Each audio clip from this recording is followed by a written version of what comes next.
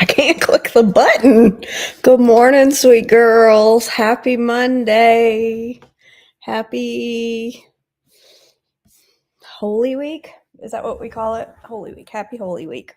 I had never heard that term until I met some of you ladies. I didn't realize there was a name for the whole week in between Palm Sunday and Good Friday. But now I know. I think I have an antibiotic stuck in my throat. I just swallowed them with my coffee. It's like hanging right there.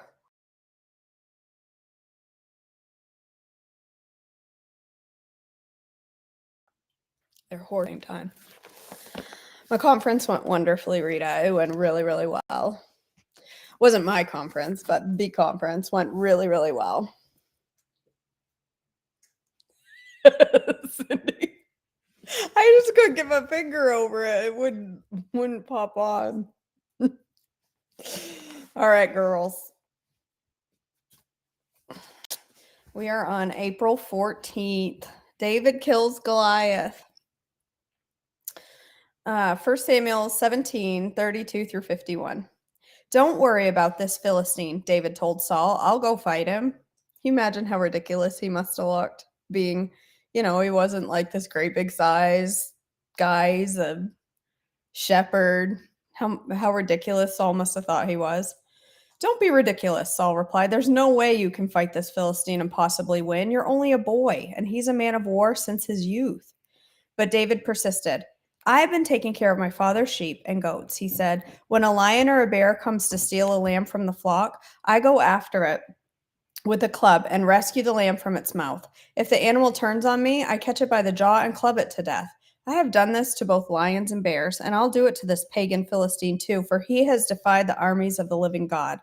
The Lord who rescued me from the claws of the lion and the bear will rescue me from the Philistines. I just love his faith and his like, you ain't gonna insult my God type of attitude. I love it. Saul finally consented. All right, go ahead, he said. May the Lord be with you. Then Saul gave David his own armor, a bronze helmet and a coat of mail. David put it on, strapped the sword over it, and took a step or two to see what it was like, for he had never worn such things before. I can't go in these, he protested to Saul. I'm not used to them. So David took them off again. He picked up 5 smooth stones from a stream and put them into his shepherd's bag. Then, armed only with his shepherd's staff and sling, he started across the valley to fight the Philistine.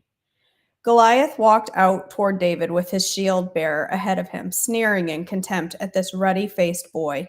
Am I a dog, he roared at David, that you come at me with a stick? And he cursed David by the name of his gods. Come over here, and I'll give your flesh to the birds and wild animals, Goliath yelled. David replied to the Philistine, You come at me with sword, spear, and javelin, but I come to you in the name of the Lord of heaven's armies, the God of the armies of Israel, whom you have defied. Today the Lord will conquer you, and I will kill you and cut off your head, and I will give the dead bodies of your men to the birds and wild animals, and the whole world will know that there is a God in Israel. And everyone assembled here will know that the Lord rescues his people, but not with sword or spear. This is the Lord's battle, and he will give you to us. As Goliath moved closer to attack, David quickly ran out to meet him. Reaching into his shepherd's bag and taking out a stone, he hurled it with his sling, and he hit the Philistine in the forehead. The stone sank in, and Goliath stumbled and fell face down on the ground. So David triumphed over the Philistine with only a sling and a stone, for he had no sword. Then David ran over and pulled Goliath's sword from its sheath. David used it to kill him and cut off his head. Israel routs the Philistines. 1 Samuel 17, 51b through 58. When the Philistines saw that their champion was dead, they turned and ran. When the men of Israel and Judah gave a great shout of triumph and rushed after the Philistines, chasing them as far as Gath and the gates of Ekron. The bodies of the dead and wounded Philistines were strewn all along the road from Sharaim as far as Gath and Ekron. Then the Israelite army returned and plundered the deserted Philistine camp. David took the Philistine head to Jerusalem, but he stored the man's armor in his own tent. As Saul watched David go out to fight the Philistine, he asked Abner, the commander of his army, Abner, whose Whose son is this young man?" "I really don't know," Abner declared. "We'll find out who he is," the king told him. As soon as David returned from killing Goliath, Abner brought him to Saul with the Philistine's head in his hand. "Tell me about your father, young man," Saul said. And David replied, "His name is Jesse, and we live in Bethlehem." Saul becomes jealous of David. 1 Samuel 18, 1 through 16. After David had finished talking with Saul, he met Jonathan, the king's son, and there was an immediate bond between them, for Jonathan loved David. From that day on, Saul kept David with him, and he wouldn't let him return home. And Jonathan made a solemn pact with David because he loved him as he loved himself. Jonathan sealed the pact by taking off his robe and giving it to David, together with his tunic, sword, bow, and belt. Whatever Saul asked David to do, David did it successfully. So Saul made him a commander over the men of war, an appointment that was welcomed by the people and Saul's officers alike. When the victorious Israelite army was returning home after David had killed the Philistine, women from all the towns of Israel came out to meet King Saul. They sang and danced for joy with tambourine and cymbals. This was their song: "Saul has killed his thousands, and David his 10,000s." This made Saul very angry. "What's this?" he said. "They credit David with 10,000s and me with only thousands? Next, they'll be making him their king." So from that time on, Saul kept a jealous eye on David. The very next day, a tormenting spirit from God overwhelmed Saul, and he began to rave in his house like a madman.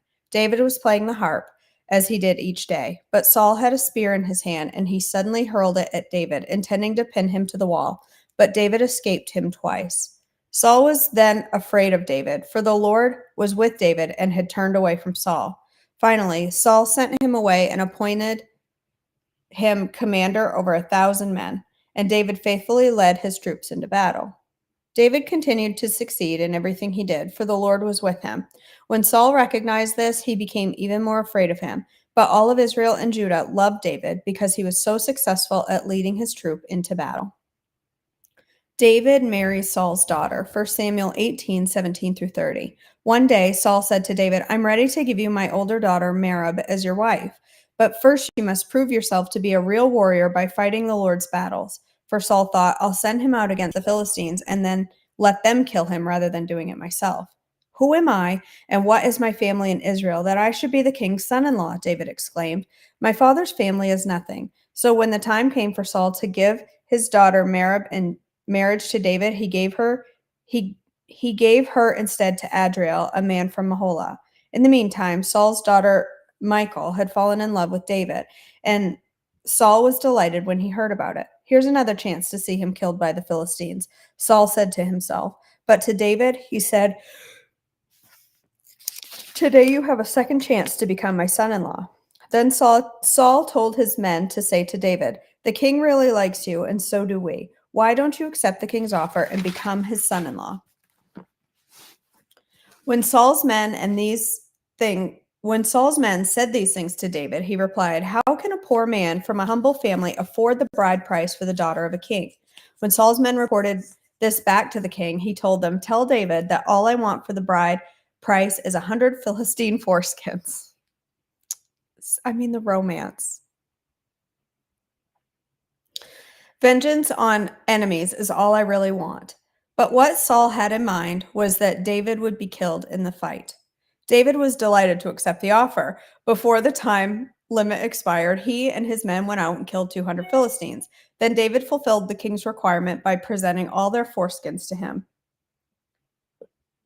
So Saul gave his daughter Michal to David to be his wife. I saw a coffee mug online yesterday that said, "You're worth more than 100 Philistine foreskins."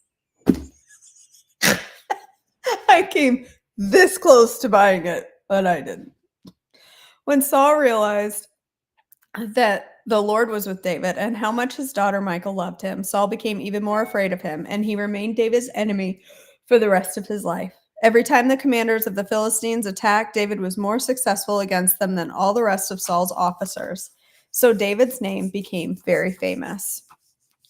Saul tries to kill David, 1 Samuel 19, 1 through 10. Saul now urged his servants and his son Jonathan to assassinate David. But Jonathan, because of his strong affection for David, told him what his father was planning. Tomorrow morning, he warned him, you must find a hiding place out in the fields. I'll ask my father to go out there with me, and I'll talk to him about you. Then I'll tell you everything I can find out. The next morning, Jonathan spoke with his father about David, saying many good things about him. The king must not sin against his servant David, Jonathan said. He's never done anything to harm you. He has always helped you in any way he could. Have you forgotten about the time he risked his life to kill the Philistine giant and how the Lord brought a great victory to all of Israel as a result? You were certainly happy about it then. Why should you murder an innocent man like David? There's no reason for it at all. So Saul listened to Jonathan and vowed, as surely as the Lord lives, David will not be killed. Afterward, Jonathan called David and told him what had happened. Then he brought David to Saul, and David served in the court as before. War broke out again after that, and David led his troops against the Philistines. He attacked them with such fury that they all ran away. But one day, when Saul was sitting at home with spear in hand, the tormenting spirit from the Lord suddenly came upon him again. As David played his harp, Saul hurled his spear at David, but David dodged out of the way, leaving the spear stuck in the wall, and he fled and escaped into the night. Michal saves David's life, 1 Samuel 19:11 through 17. Then Saul sent troops to watch David's house. They were told to kill David when he came out the next morning. But Michal, David's wife, warned him, if you don't escape tonight, you will be dead by morning. So she helped him climb out through the window, and he fled and escaped. Then she took an idol and put it in his bed, covered it with blankets, and put a cushion of goat's hair at its head. When the troops came to arrest David, she told them that he was sick and couldn't get out of bed. But Saul sent the troops back to get David. He ordered, bring him to me in his bed so I can kill him. But when they came to carry David out, they discovered that it was only an idol in the bed with a cushion of goat's hair at its head. Why have you betrayed me like this and let my enemy escape? Saul demanded to Michal. I had to, Michal replied. He threatened to kill me if I didn't help him. Psalm 59, for the choir director, a psalm of David regarding the time Saul sent soldiers to watch David's house in order to kill him, to be sung to the tune, Do Not Destroy. Rescue me from my enemies, O God. Protect me from those who have come to destroy me. Rescue me from these criminals. Save me from these murderers. They have set an ambush for me. Fierce enemies are out there waiting, Lord. Though I have not sinned or offended them, I have done nothing wrong. Yet they prepare to attack me. Wake up, see what is happening, and help me. O Lord, God of heaven's armies, the God of Israel, wake up and punish those hostile nations. Show no mercy to wicked traitors. They come out at night, snarling like vicious dogs as they prowl the streets. Listen to the filth that comes from their mouths, their words cut like swords. After all, who can hear us? They sneer. But Lord, you laugh at them. You scoff at the hostile nations. You are my strength. I wait for you to rescue me. For you, O God, are my fortress. In his unfailing love, my God will stand with me. He will let me look down in triumph of all my enemies. Don't kill them, for my people soon forget such lessons. Stagger them with your power and bring them to their knees, O Lord, our shield. Because of the sinful things they say, because of the evil that is on their lips, let them be captured by their pride, their curses, and their lies. Destroy them in your anger. Wipe them out completely. Then the whole world will know that God reigns in Israel. My enemies come out at night, snarling like vicious dogs as they prowl the streets. They scavenge for food, but go to sleep unsatisfied. But as for me, I will sing about your power. Each morning I will sing with joy about your unfailing love, for you have been my refuge, a place of safety when I am in distress. O my strength, to you I sing praises. For you, O God, are my refuge, the God who shows me unfailing love. David escapes to Ramah, 1 Samuel 19:18 through 24. So David escaped and went to Ramah to see Samuel, and he told him that all that Saul had done. Then Samuel took David with him to live at Naioth. When the report reached Saul that David was at Naioth in Ramah, he sent troops to capture him. But when they arrived and saw Samuel leading a group of prophets who were prophesying, the Spirit of God came upon Saul's men, and they also began to prophesy. When Saul heard what had happened, he sent other troops, but they too prophesied. The same thing happened a third time. Finally, Saul himself went to Ramah and arrived at the great wall in Seku. Where are Samuel and David? He demanded. They are at Naioth and Ramah, someone told him. But on the way to Naioth and Ramah, the Spirit of God came upon Saul, and he too began to prophesy all the way to Naioth. He tore off his clothes and lay naked on the ground all day and all night, prophesying in the presence of Samuel. The people who were watching exclaimed, "What, is even Saul a prophet?"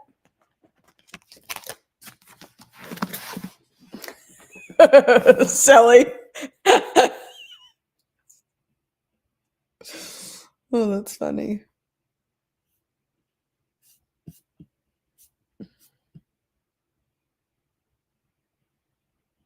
Yeah, it is very good, Faith. We've only watched a couple. Sarah, I mean, the romance in a foreskin bouquet. Really? I mean, never before has one felt so loved as upon receiving the foreskin bouquet. All right. We are on page 46 of Shut the Door. This is point to ponder. Think on this thought again. Be deliberate in your efforts to spend time with God. Your full potential is never fully realized until you routinely spend time in His presence. His presence awakens your potential and purpose. It creates a doorway to your destiny, a pathway to His plan. His plans for your life are better than your dreams. Yes, shut the door to the enemy and watch God place you in the doorway to your destiny. Elisha gave a very direct prophecy over this woman. He spoke as he stood in the doorway and declared, "About this time next year, you shall embrace a son." When we stand in the doorway, we gain insight and a glimpse of the vision for what is beyond the open door before us. But her response indicated that she felt this prophecy was too good to be true. She responded by saying, "No, my lord, man of God, do not lie to your maidservant." She no doubt had hoped for and prayed over and over and over for a son, but she had her heart's desire set on this many times only to be disappointed. And disappointment, especially repeat disappointment, can often cause someone to give up. The pain of hoping over and over again only to suffer another delay makes us want to shut our minds and hopes to the possibilities we've prayed would be a reality. It seems sometimes it's less painful to dismiss our dreams than to suffer disappointment yet again. The word disappoint means to thwart or defeat the expectation or hope of something. The enemy desires to cause you to doubt God's promises or prophetic words spoken to you. When that happens, disappointment sets in and you find yourself with a sick heart. Your heart is sick because your expectation dies as a result, and as a result, hope is defeated. Read Proverbs 13:12 and write down your thoughts concerning it. Hope deferred makes the heart sick, but when the desire is fulfilled, it is a tree of life. Have you ever hoped for something so much only to suffer disappointment over and over again? Have you prayed for someone you love and they are still making poor choices and cause themselves and those that love them so much pain? Have you suffered physically, are in need of a miracle? Have your hopes been crushed repeatedly by Satan's plot? Have you just quit thinking of it all because it hurts too much to hope anymore? I believe this was the case of the Shunammite woman concerning her hopes for a son. But in spite of her lack of hope, her faithfulness and desire for God's presence created a doorway to her destiny. An appointment was made for her promise to arrive. But the woman conceived and bore a son when the appointed time had come, of which Elisha had told her. 2 Kings 4:17. Just as Elisha prophesied, the woman conceived and bore a son when the appointment time had come. God's timing and ours is often not the same, but God is faithful and He will perform what He has promised. I'm going to stop there. We actually talked about the Shunammite woman this weekend at the retreat. She did a whole session talking about her. Burr, it's cold. It's going to be 90 today. Why is it so cold this morning? I can't believe you're still in the hospital, Susan. It seems like everybody now gets knee surgery and is home the same day. Why are you I'm curious why they've kept you in the hospital so long for your knee. I mean, I'm glad because I hate the way people go straight home after surgery and are expected to just figure it out. you're probably safer there and better off there and gonna heal more there, but still, that's a long time in the hospital for a knee surgery. It's been a week today, hasn't it? I don't know, Rita. Sometimes you have to go out and back in to get it to work. Why is my coffee cold? All right, girls, let's go ahead and end in prayer. Our Father God, we thank you for our time together today. Thank you for the stories we've read this morning of David and his faithfulness and his love for you and your love for him, God. I thank you for each and every woman here and their commitment to coming to devotions and getting in the word before you each day. God, I pray for Susan in the hospital that you would continue to heal her and prepare her to go home and just bring her comfort and strength and provision today to heal and get ready to go home. God, I also pray for others here that are going through difficulties and struggling, and you know each and every concern. You know all the worries already. Nothing is a surprise to you. And I just ask for your strength and wisdom for each and every woman here today. God, today we start a new week, and that often comes with the feeling of fresh new beginnings. And I just pray for your strength today for each and every woman here, for us to implement the willpower that you've already given us as a fruit of the Spirit, and that you would just give us strength today to face our difficulties, our struggles with food, that you would help us to honor you with every choice that we make and every food that we put in our mouth. In your precious and holy name I pray. Amen. All right, sweet girls. I am going to go live for breakfast this morning. I have been having, Laura, this is a devotion I'm reading from Rhonda K. Holland called Shut the Door. And it's about two women in the Bible, the Shunammite woman and the other woman. Isn't it terrible? I forgot what we called her in the beginning. What did we call her? She was the woman who had the oil. She had a small amount of oil, and Elisha had her gather empty vessels. And it's all about shutting the door to the enemy and his influence in our lives. So it's a really good book. It's really good. We have a whole bunch from this author to be able to read. I talked to an author this weekend that I met and asked if I could read her book, and she goes, no. I'm like, oh, okay, sorry. Thanks for your consideration. It was so funny. Her response was literally, no. Okay, then. Appreciate you. Nice to meet you. Thank you. It was the most awkward exchange. Oh my god, I hate asking authors because I always feel so stupid. Oh well. All right. I've had some hankering for some salad stuff. I don't know. Like Instagram and stuff has been showing me salads, and I'm like, I need more salad in my life. Like it's gonna be 90 here today. It's getting to be summery. I'm cooking out on the Blackstone a lot. Like it's time to have side salads and salads in my fridge all the time. I know people don't want it. They don't want it. They feel like you're stealing their thing. I'm like, a lot of people will buy your book. She's like, no, thank you. I'm like, okay. It's okay. It's okay. It's your book. No, like I bought Brussels sprouts. I bought cucumbers. I brought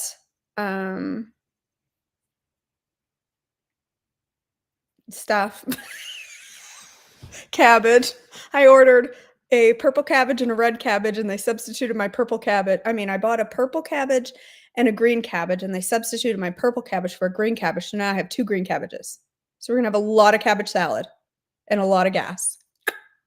You're welcome. So I think I'm gonna make like a chopped green thing this morning with like a